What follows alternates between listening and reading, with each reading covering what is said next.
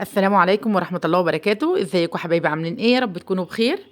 انا النهارده جايه لكم بصوا زي ما انتم شايفينها كده حلوه جدا، شكلا حلو وطعما حلو جدا جدا. كمان اقتصاديه قوي وسهله في عمايلها، مش تاخد معانا اي حاجه، ما بتاخدش معانا وقت وما بتاخدش معانا شغل كتير. كل الخامات بتاعتها اقتصاديه، موجوده في البيت عندنا، مش هتكلفنا حاجه خالص.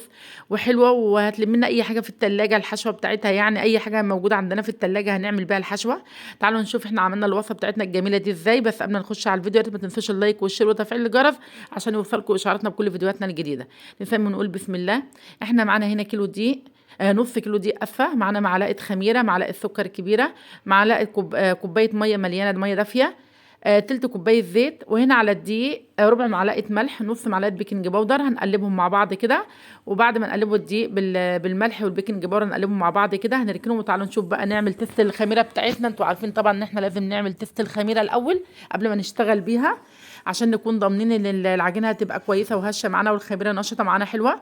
هنا في بوله نزلنا بنص كوبايه ميه عليها معلقه الخميره الكبيره ومعلقه السكر الكبيره، وقلبناهم مع بعض وغطيناهم وسيبناهم لحد ما نشوف الدنيا فيها ايه وتخمر كده، ونتاكد ان الخميره بتاعتنا كويسه ونشطه كده زي ما انتم شايفينها كده ما شاء الله تبارك الرحمن. يعني كده هننزل بيها على الدقيق بتاعنا وهنقلبه كده بالمعلقه او بالاسباتولا كده هنقلبها. وبعد ما نقلبها تقلبتين كده ننزل عليها بكميه الزيت اللي عندنا، هنقلبهم مع بعض كده لحد الدقيق بتاعنا ما يختفي خالص معانا. بعد الدقيق ما يختفي خالص زي ما انتم شايفين كده هننزل بقى معلش اسفه، هننزل بالميه شويه بشويه. انتوا عارفين ان احنا ما ينفعش ننزل بكميه الميه كلها، لان الدقيق مش كل الدقيق زي بعضه. في دقيق اللي هو بيشرب سوائل، في دقيق ما بيشرب سوائل، فبقيت ما ننزلش بالميه كلها مره واحده عشان خاطر ما نحتاجش دقيق تاني للوصفه او ما نحتاج ميه زياده. نديها ميه. هي الميه هنا دافيه انتوا عارفين. بس كده احنا هنا كده خلاص بقى احنا شلنا الاسباتولا وهنقلب بايدينا كده. بس احنا ما بنعجنش عجن يعني يا جماعه، احنا بص بصوابعنا بس كده بنحاول ان احنا نلم العجينه، بس بنخدمها مع اللم كده في ايدينا. هي بتتحول معانا عجينه على طول، وبتبقى عجينه جميله جدا طريه وطريه قوي كده وحلوه وجميله ما شاء الله عليها كده. بص هي طريه جدا بس ما تلزقش في الايد وناعمه كده وجميله. بس كده انا هدهن البوله هنا زيت وهدهن العجينه زيت واغطيها بستريتش واغطيها واسيبها كده لحد ما ترتاح معانا وتخمر معانا. هي ما شاء الله بتخمر بسرعه جدا لان العجينه واخده خميره حلوه مظبوطه وهشه وحلوه وجميله، فمش تاخد معانا اي حاجه زي ما انتم شايفين كده. بس انا هي هتاخد لها حوالي من 10 ربع ساعه، من 10 دقائق لربع ساعه كده هتخمر معانا. بعد ما تخمر معانا انا هاجي هنا غطيتها وركنتها اهوت. وهي بتخمر كده بقى تعالوا نشوف الاول على ما تخمر معانا العشر دقايق دولت نكون عملنا فيهم الحشوه. هنا طاسه على النار حطينا فيها معلقه سمنه او زبده زي ما انتوا عايزين، ومعانا معلقتين زيت. واول لما بيسخنوا بننزل فيهم بصلايه مخرطينها مكعبات كبيره شويه، هنقلبها على النار. احنا مش هنحمرها، احنا بس هنشوحها تشويحه كده على النار. بعد ما بتتشوح معانا وتدبل كده بنروح نازلين بمكعبات البانيه. دي كانت شريحتين بانيه عندي قطعتهم مكعبات ونزلت بيهم كده على البصل زي ما انتم شايفين. هي ما خدتش اي حاجه يعني، هي انا بقول لكم هي اقتصاديه جدا. ممكن على فكره لحمه مفرومه معصجه، ممكن سجق، ممكن سوسيس، ممكن جبن، اي جبن موجوده في الثلاجه عندنا. بواقي جبنه في الثلاجه، قريش، بواقي جبنه بريميلا، اي جبنه عليها نحط عليها شويه خضره وقرن فلفل متخرط وكده. ممكن ميكس جبن، اي حشوه اي حشوه انتوا عايزين تعملوها اعملوها، ما فيش مشكله خالص. كمان ممكن تعملوها كمان حشوه تبقى حلوه بدل ما حشوه حادقه، تبقى حلوه حشوه حلوه يعني. بس بنقلل في الملح شويه اللي احنا حاطينه في العجينه. بس زي ما انتم شايفين كده احنا نزلنا بمكعبات الفراخ، نزلنا بيها قلبناها تقلبتين كده مع بعض. بعد كده نزلنا بالبهارات الملح والفلفل والكمون والبهارات. وبعد كده هننزل عليها بقرن فلفل كده مخرطينه مكعبات، سواء كان حامي او رومي اللي انتوا عايزينه زي ما بتحبوا. هنقلبهم مع بعض تقلبتين خلاص، هم تقلبتين ما فيش غيرهم بس مع بعضهم. هي الوصفه يعني هي الحشوه كلها على النار اخذت لها حوالي 5 دقايق. انا قلت لكم الاكله دي سريعه، الوصفه دي سريعه جدا، والفطاير سريعه جدا بحشوتها بكله سريعه قوي حلوه جدا جدا. بس كده خلاص هما تقلبتين كده وخلصت معانا الحشوه خلاص. انا بقى دلوقتي لازم اركنها شويه لحد ما تبرد معانا تماما، لازم تبرد خالص يا جماعه، ما ينفعش نحشي بيها وهي سخنه، العجينه تقطع معانا. ويكون كمان مصفيينها من اي زيوت او اي ماده دهنيه موجوده زياده فيها. كده العجينه ما شاء الله زي ما انتم شايفين كده خمرت. هننزلها قدامنا على الرخامه كده، هناخد منها بقى ونعمل كور كده قدامنا. هنعمل كور الفطاير كده الحجم اللي انتوا عايزينه. انا كنت عاملاها حجم الاستفنديه صغيره كده زي ما انتوا عايزين بقى، عايزين تعملوا حجم اكبر ده حاجه ترجع لكم، كبيره صغيره حاجه بتاعتكم. انا بس هي افكار اهيت، انا بعملها كور زي ما انتوا شايفين بالحجم ده، وهعملهم اخلصهم كلهم واركنهم على جنب كده.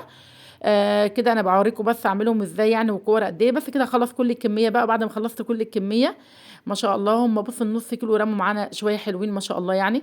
دي الحشوه بعد ما بردت خالص، بردت تماما يا جماعه، لازم تبرد، بعيد عليكم تاني لازم تبرد.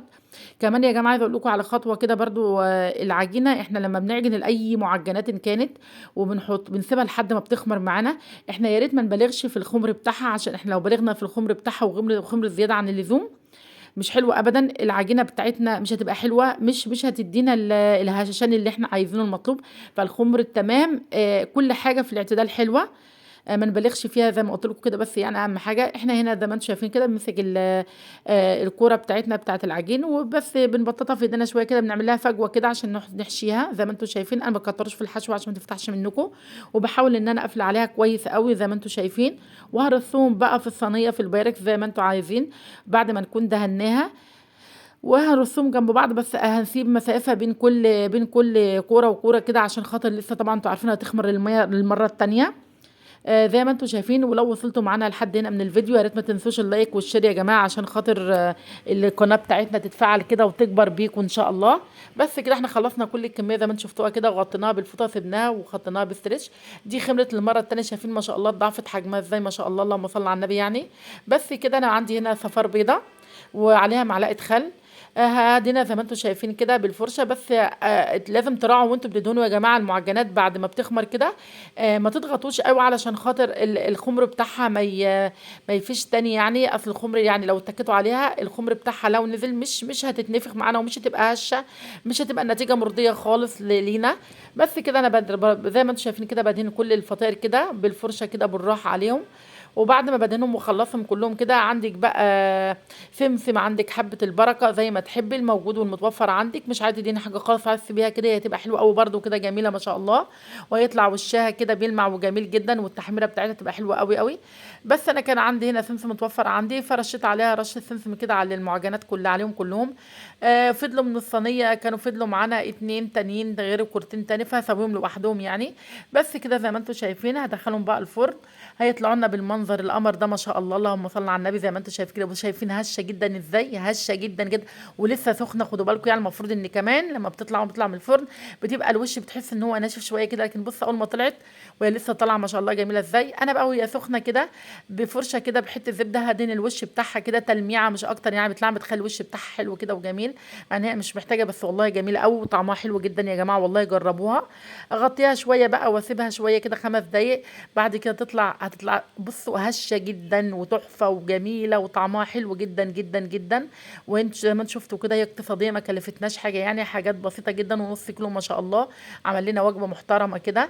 وزي ما انتم شايفين اهي، شايفين بقى دول الاثنين اللي انا كنت سويتهم لوحدهم ما شاء الله. بصوا شايفين بقى، بصوا شايفين الطراوه بتاعته، شايفين هشه ازاي وعامله ازاي ما شاء الله. بص الحشوه من جوه كمان جميله جدا. انا قلت لكم ممكن تشكلوا يا جماعه في الحشوات زي ما انتم عايزين، الحشوه اللي انتم بتحبوها احشوها. شايفين ما شاء الله لسه سخنه جدا، بس ما شاء الله تبارك الرحمن يعني الحمد لله. بس لو عجبتكم الوصفه بتاعتنا يا جماعه يا ريت ما تنسوناش في اللايك والشير وتفعيل الجرس علشان يوصلكم اشعاراتنا بكل فيديوهاتنا الجديده. ويا ريت يا جماعه ما تنسوناش في اللايك.